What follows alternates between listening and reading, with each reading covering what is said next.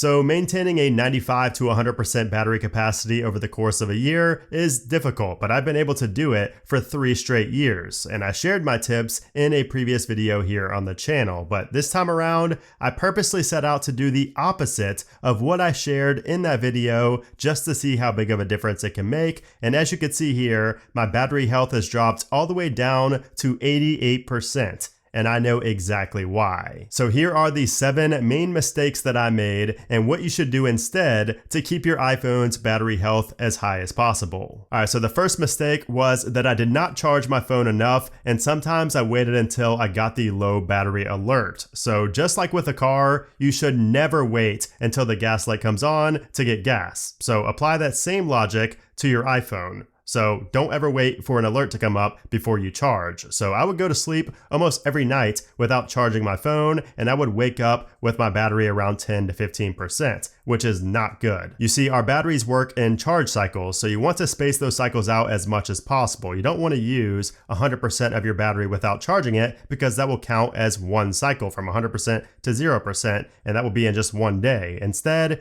use 50% of your battery in one day, and then recharge it overnight to 100%, and then use the other 50% the next day. And that will count as one cycle since you discharged 100% of the battery, but this time it was over the span of 2 days. Apple themselves recommend keeping your battery level between 50 and 80% for optimum battery efficiency and less degradation over time. Now, you don't have to plug your phone in overnight and charge it overnight. That's just what I've done and what has yielded me the best results. And now the first time I don't charge it overnight, that's when my battery goes down to 88%. My battery health goes down to 88%. And pro tip, you can check your battery cycles by going into your settings and then down to privacy, and then down to analytics and improvements, and then analytics data. And you want to go down, this is in alphabetical order, you want to go down until you get to the L's and look for the last version of log aggregate. So right here, you can see this is the final one. Go ahead and tap on that, and you'll just see a bunch of code right here. But if you download the shortcut I have linked down in the description below, it will show you your battery cycle. So if you tap on the share sheet up in the top right after downloading that shortcut, you will see that shortcut is right here, view battery cycle. Once you tap on that, it will show you how many cycles your battery has gone through. So you can see here, my battery cycle count is 320, which is pretty high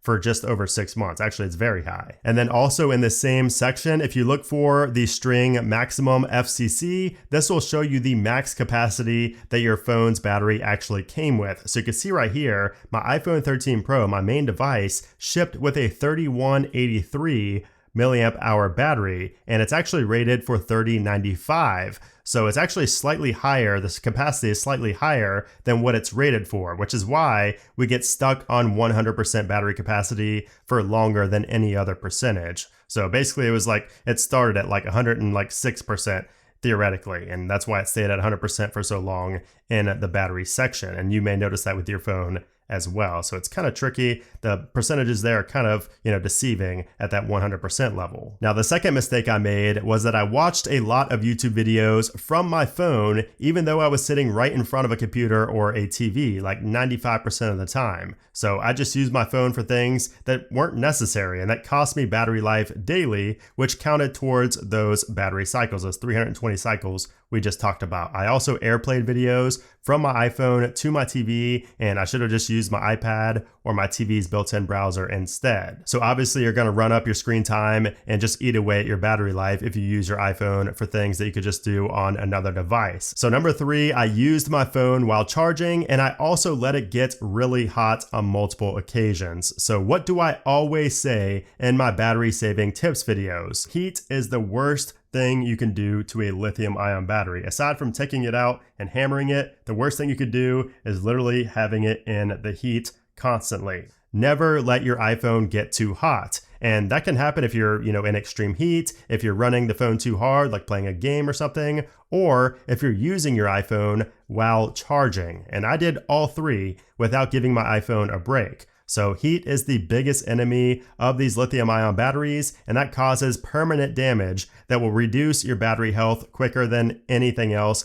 by a wide margin. So Apple recommends us to keep our iPhones within 62 to 72 degrees Fahrenheit, but if it gets a little bit higher or a little bit lower, that's fine, as long as it doesn't get exposed to temperatures higher than 95 degrees Fahrenheit. So just try to limit your usage while your iPhone is charging and avoid extreme heat if at all possible. So if you're outdoors or if you're at the beach, maybe bring a cooler or a backpack and keep your phone in there to prevent it from overheating. The fourth mistake I made is that I hardly ever turned on low power mode, despite it being right there in my control center for easy access. So I may have used this like 3 or 4 times max. I never use low power mode. And while it's not a huge battery saver, if you don't like turning off background app refresh or mail push or everything else that low power mode disables, activating low power mode can actually help you keep that battery alive longer and reduce those battery cycles in turn. And don't wait until you get below 20% to turn on low power mode. That's one of the biggest misconceptions. People think that you have to be, at a low battery percentage to turn this on for it to be useful. No, it's actually the opposite. You want to turn this on when you're around that 60% mark. That way you don't get down to under 50%. You want to use that,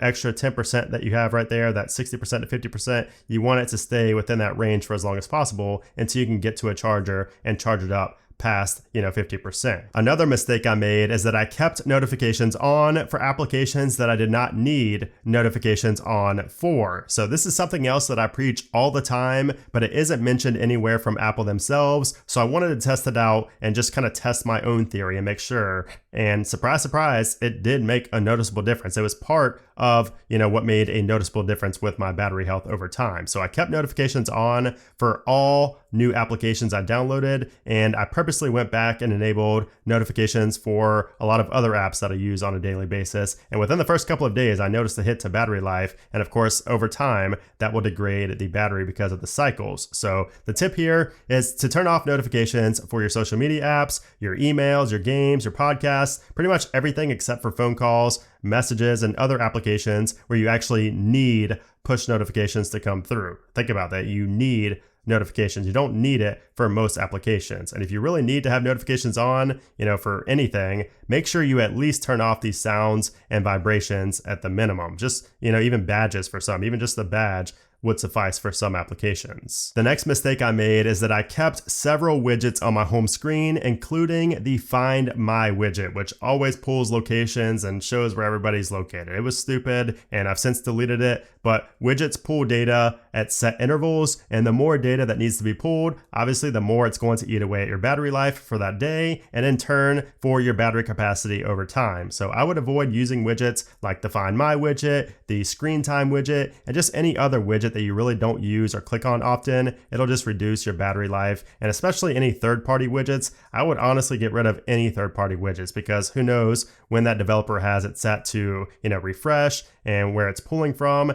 Third-party widgets really would just drain more battery life than any other, first-party widget from Apple. And then the final mistake I made is that I just never used headphones. I would always play YouTube videos or my music out loud with the iPhone's built-in speakers. And as I mentioned in the past, you should never blast music or videos from your external speakers. It'll strain your speakers, which will in turn strain battery life, especially if you do it daily. Just use AirPods or headphones instead. It's going to prevent you from having to turn your volume up so loud to hear it over your surroundings. So those are some tips that you should apply to keep your battery cycles down and keep that battery capacity as high as possible for as long as possible. Now, keep in mind, there's no secret trick or no hidden features to stay at 100% battery capacity on your iPhone, but there are certain habits that you can form to keep your battery from draining and, of course, eventually just degrading over time. So I know these tips have been shared in previous videos here on my channel, but this could serve as a refresher in case you missed those. I just thought it was really interesting to see my battery degrade so much the only time I don't listen to my own advice here on the channel. So I wanted to share that experience with you guys and kind of just reflect back. So anyways, I hope you guys enjoyed this video. If you did, I would appreciate if you gave it a thumbs up. Also, make sure to subscribe for more iPhone battery saving tips videos just like this one. But anyways, guys, thanks again for watching, and I'll see you soon.